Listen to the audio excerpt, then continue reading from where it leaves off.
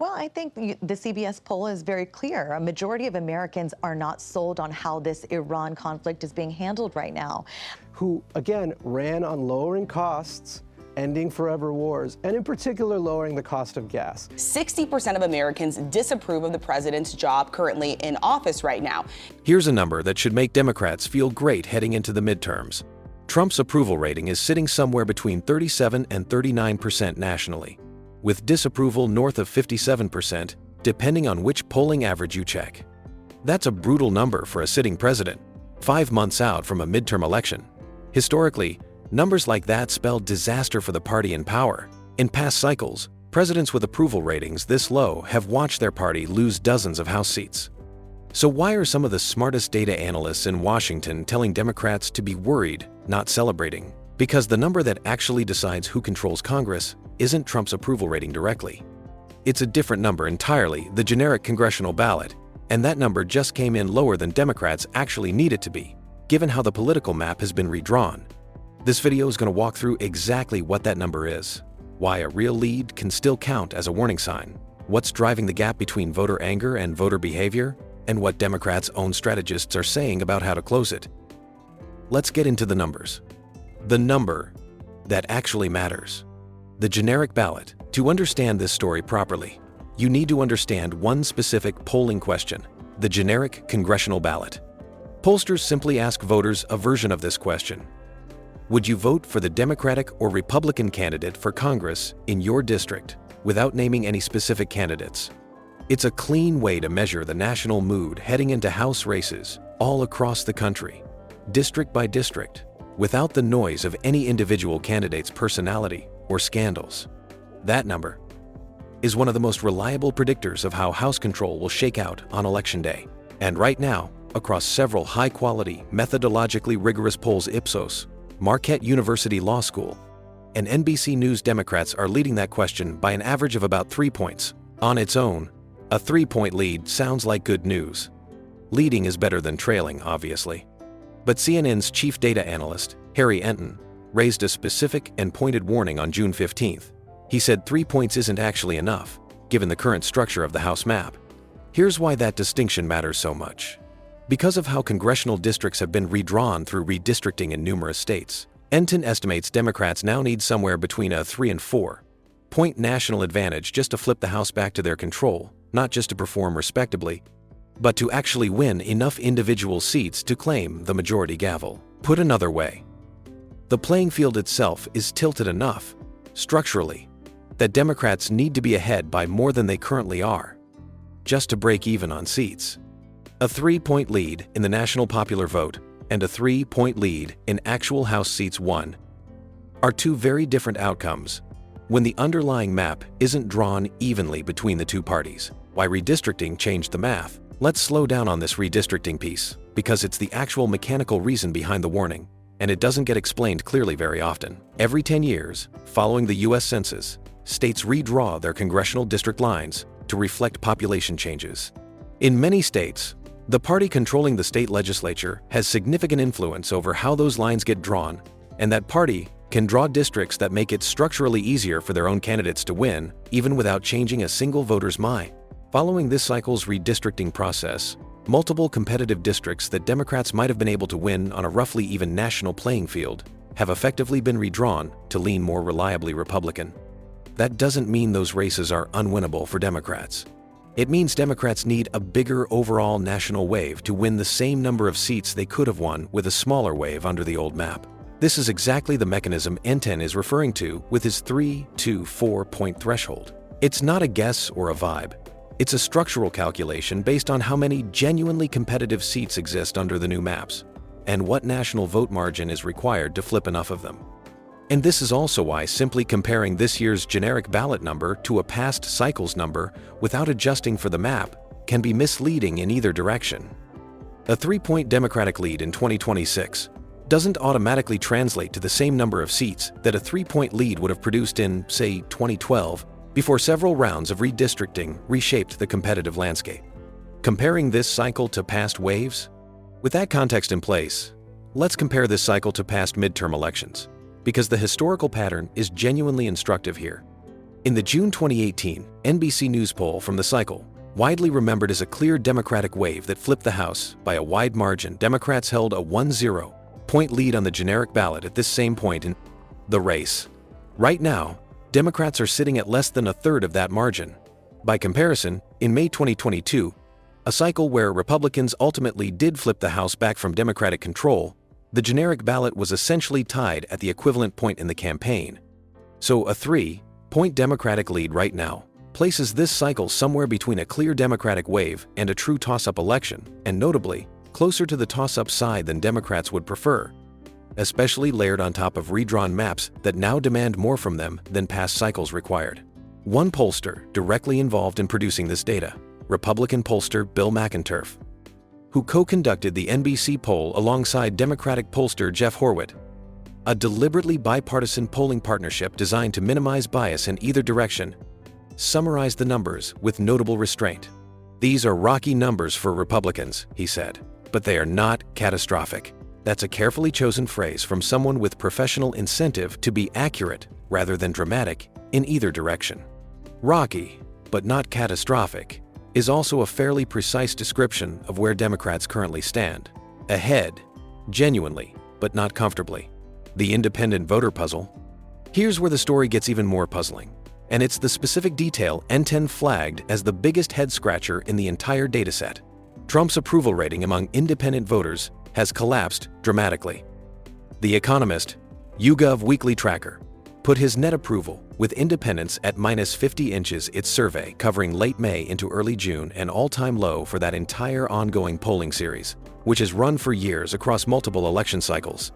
To put that in perspective, that same tracker had Trump at just -4 with independents back in late January of 2025, right after his second term began. That's a 4-6-point collapse in support among a group of voters who, by definition, aren't locked into either party. Independent voters are traditionally the single most persuadable group in American politics. They don't carry built-in partisan loyalty, and historically, they tend to swing decisively toward whichever side voters are most frustrated with in a given election cycle. A collapse of this magnitude among this specific group is usually the leading indicator of a coming wave election. So, here's the puzzle N10 pointed to directly, and it's worth sitting with. If independents have soured on Trump this dramatically, a 4-6-point swing, why isn't that translating into a much bigger Democratic lead on the generic ballot?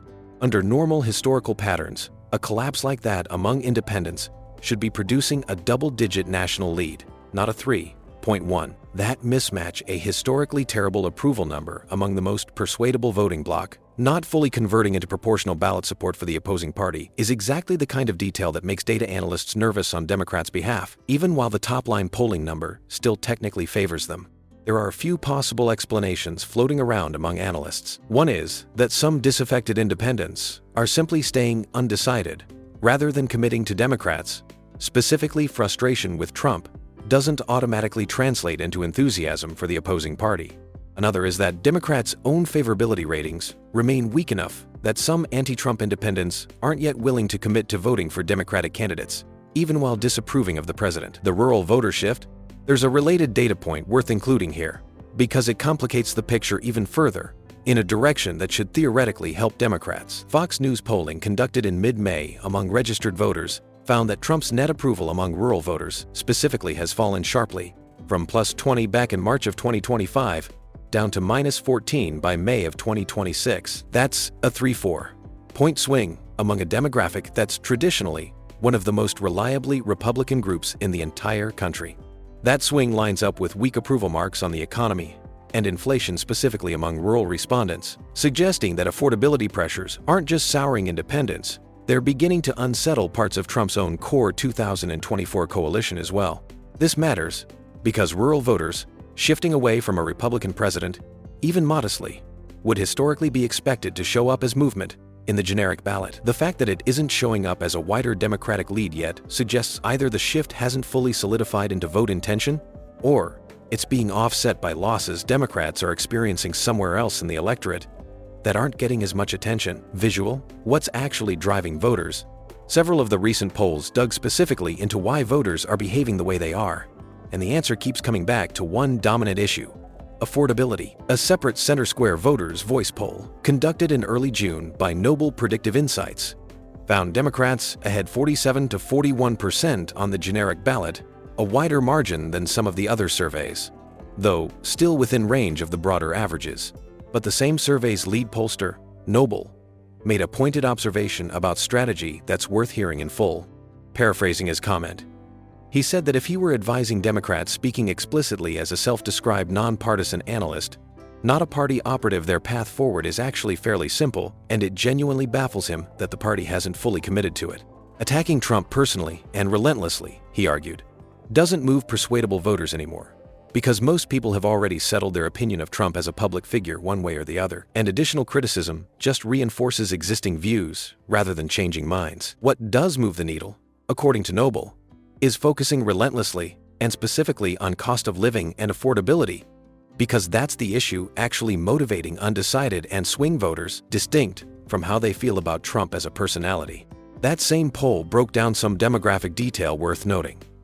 Younger voters, aged 18 to 29, leaned heavily Democratic, 55 to 33%. Female voters favored Democrats, 52 to 35%, with 11% still unsure. Male voters were closer, 48% favoring Republicans against 43% favoring Democrats. Critically, the poll found that nearly half of self-identified true independence voters who picked neither major party when asked about their leanings remained completely undecided. That's an enormous, genuinely persuadable bloc still sitting on the fence 5 months out. That undecided bloc is where this election actually gets decided, more than the people who've already locked in their vote. And the data consistently suggests they're responding to grocery and housing costs far more than to political conflict or personality-driven attacks. Visual, what Democratic strategists are actually saying. It's worth asking, are Democratic strategists themselves aware of this gap? Or is this purely an outside analyst concern? Based on the reporting, the answer is clearly the former. The fact that NBC's own pollster, working in direct partnership with a Republican counterpart specifically to produce an unbiased read, described the numbers as rocky rather than catastrophic suggests this isn't a fringe read of the data. It's the mainstream, bipartisan vetted read. Likewise, Harry Enton isn't a Democratic or Republican operative. He's CNN's chief data analyst, whose entire professional reputation rests on calling numbers accurately rather than spinning them for either side.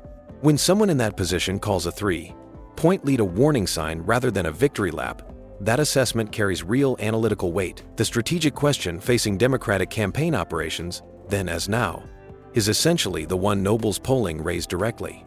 Do they spend the next 5 months making the case against Trump as a person and a leader?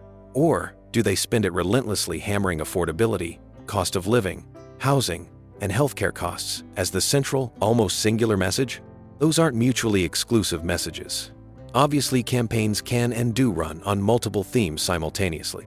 But where the emphasis sits, and which message dominates paid advertising and earned media attention, appears to make a measurable difference in how undecided and independent voters respond. Based on the data discussed in this video, this is, in a sense, the actual substance behind the word panic in this story. It's not that Democratic strategists believe they're losing. It's that they're looking at a genuinely favorable political environment, a deeply unpopular president, a historic collapse among independents, and seeing that environment only partially translating into the kind of decisive advantage that should, by historical pattern, already exist. That gap between opportunity and conversion is what's generating real internal concern. The close. So, is this actually panic? So, after walking through all of this, is panic actually the right word for where Democrats currently stand? It depends entirely on what comparison you're using as your baseline. Compared to losing outright, no Democrats are ahead in nearly every major, methodologically sound poll, and Trump's underlying approval numbers are genuinely rough for his own party heading into a midterm year. That part of the story isn't in dispute among any of the pollsters or analysts cited here. But compared to where Democrats structurally need to be, given the redrawn congressional maps, the picture is considerably less comfortable than the underlying anger at Trump would suggest it should be. A wave election needs a wave-sized number. Right now, Democrats have what amounts to a small craft advisory number, not a wave number, and the analysts who follow this most closely are explicitly flagging that specific gap, not inventing concern for dramatic effect. The honest, complete summary is this: Democrats are favored to make gains, but not comfortably enough to guarantee the House flips. Their own data professionals understand this is a should be doing significantly better, given how bad the environment is for the other side's situation, and that specific kind of result is exactly what makes campaign strategists nervous, even while their party technically leads every major poll.